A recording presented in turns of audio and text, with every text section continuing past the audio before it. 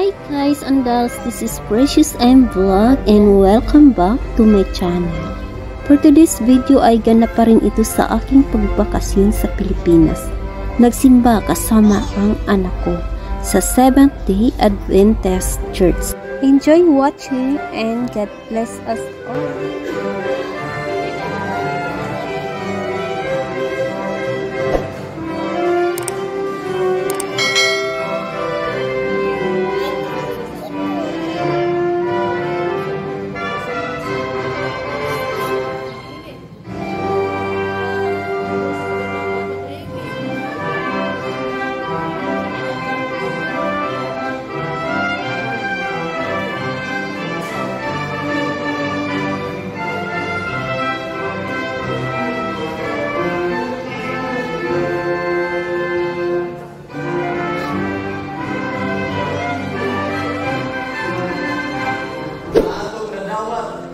Sa Diyos, kung sa may dapat tandaan na una.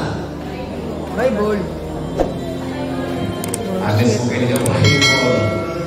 Prayer siguro is the most simple, simplest siguro. Prayer. Kung Bible magkatila, kay nabi ko magkata ay prayer and devotion mga isan sa pagmakalaan sa Diyos.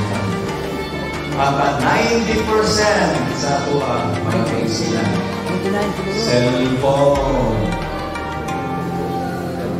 Samot na mga bata karon. Charge money, nakapay ng message, nakapay kayo.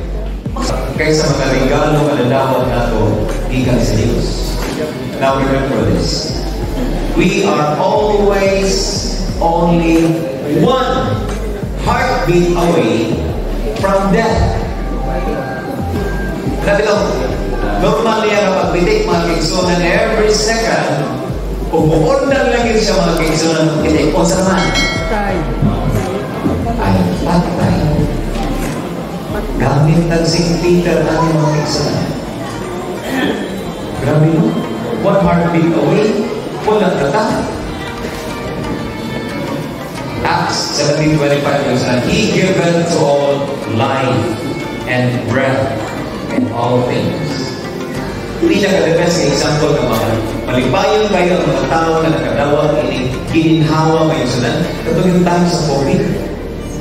Halos yung ipagdala sa hospital ngayon sila. Maglisod yung ginhawa.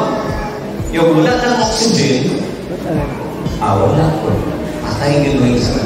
Sa ito pa, kanang butaka na ato nadawag sa Diyos, kada adlaw, kada segundo ngayon sila.